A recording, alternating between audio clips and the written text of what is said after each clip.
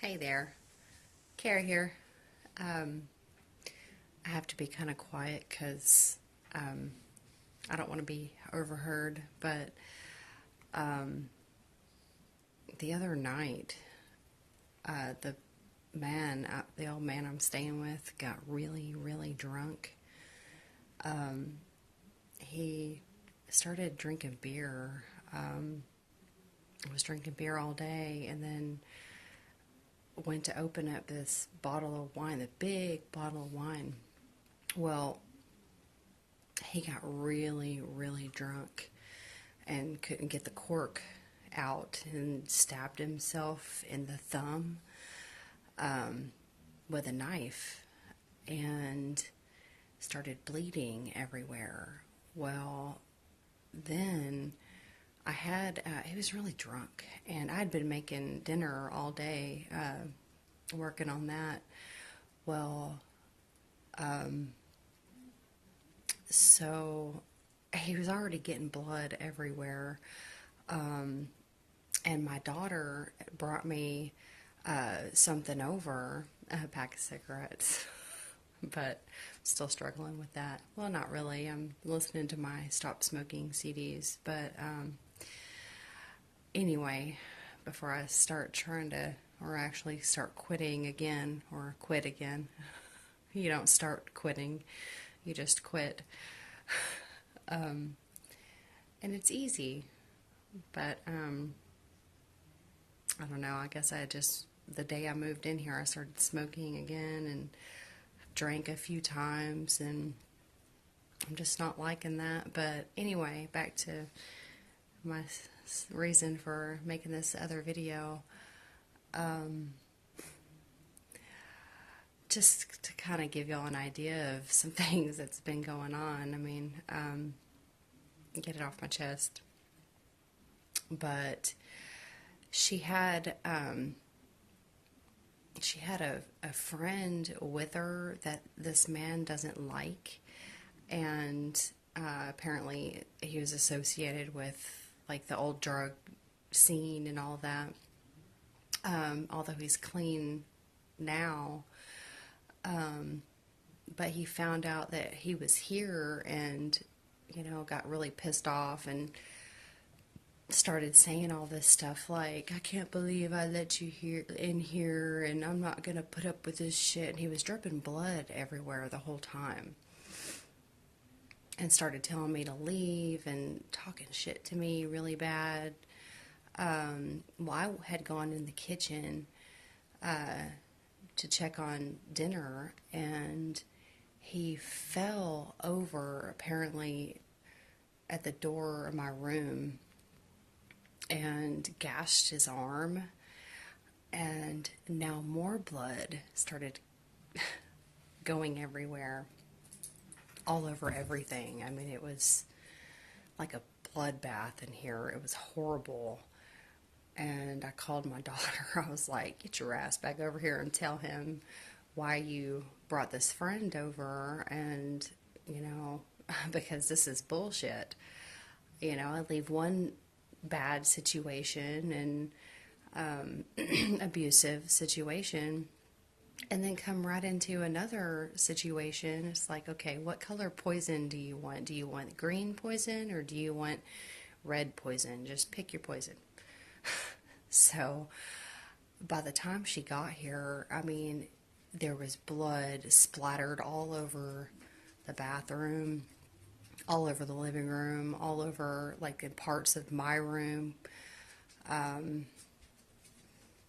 And we went out. I grabbed a blanket and pillow and grabbed my dogs. I left for the night, but I went out to my car. We were outside, and he came out there dripping blood all over the place. And my daughter was like, Mom, if we don't call the ambulance, that's Abby, he could die. So I left, and I called 911, and they came and checked on him. If they hadn't come check on him, he would probably be dead. Blood everywhere, bled out. So I went back to my mom's for a couple of days, My mom said I could stay there, move back in there. I'm like, you know, I didn't know what to do. I mean, I told my mom I would, but I was like, okay, if I move back in here, and I didn't tell her this, but I knew in the back of my mind, I'm like, okay, if I come back here and she starts using me as a punching bag again, I don't have any qualms with packing a bag and some easy to eat things and go live in my fucking car. I mean, that's just how it is. I'm not going to be abused by anybody. At this point, I will get the fuck out of any place where there's abuse going on. That's what I've learned with that formula of compassion. Hold on to nothing and you'll have everything. So what's the worst that could happen? Me living in my car. Fuck it. So anyway, I stayed 2 nights at my mom's, and I was going to come and get my stuff here. But okay, so this is the weird thing. And I've always had really weird, vivid dreams. Well, 2 nights ago, was it 2 nights ago? 2 or 3 nights ago, I don't remember which exactly night it was, but I had this dream where I was at this house. I don't know what house it was, but there was a lot of people there, and the man I'm living with was there, and he got drunk on wine in my dream. Well, and I remember he just kind of laid back on the bed, and he was like fixed to pass out. Like he opened his mouth wide, like like passing out. And I was like, okay, let's help you get to your room. And so me and this guy that was there, I don't know who it was, but I got on one side of him under one arm, and he got on the other, and we started carrying him, helping him walk to his room. And so we left that room, and all of a sudden we're in this huge room. I mean, huge, tall ceilings. It was pretty dark, but there was like just random furniture in the weird places in the room. And there was a dresser. There was 2 dressers. There was one right in front of us, and then one just in a weird place in the middle of the room. So then all of a sudden, this man that we're helping turns into this little bitty man, like this big. And he jumps up and like flies onto this dresser and then just falls onto the floor. And it's a hard fall. I mean, a smash. And we're thinking, what the fuck did he's dead. I remember thinking, he's dead.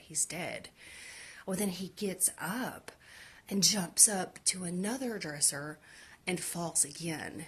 And he gets up, and his face is covered in blood dripping everywhere.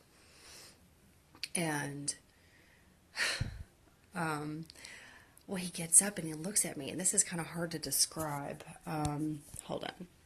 Okay, so like he gets up and looks at me, and he has all the blood on him, right? Well, he takes a bottle of wine, a clear bottle of wine. It didn't have any labels on it or anything. It was empty. And I'm going to use this remote as an example of what he did, but he took the bottle and did like this. There's blood all, just a huge gash, hole in his face. And he gets up and does like this, and he smiles real creepy like this, and does like that, right? Okay, so the gash is here, and he does like this, and the gash is gone. And he's smiling at me like really freaky like that. And then he just takes off. And me and the guy are going, what the fuck just happened? And then I woke up. Okay, so it really freaked me out, and like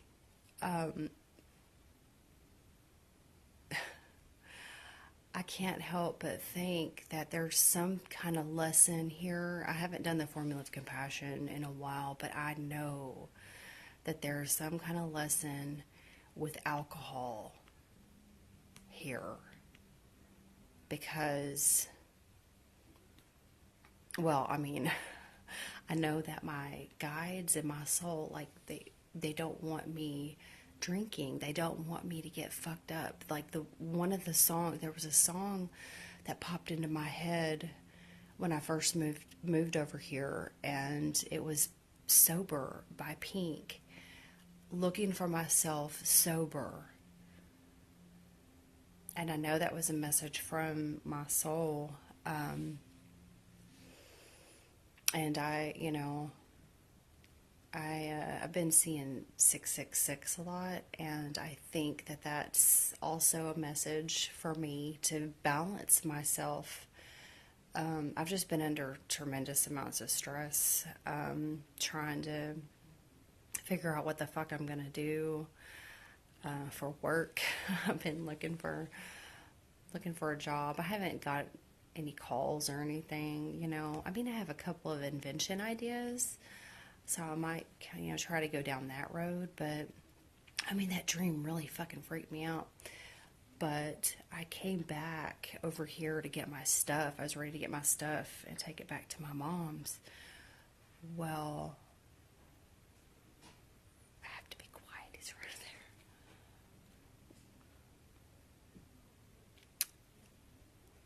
there. Well, anyway,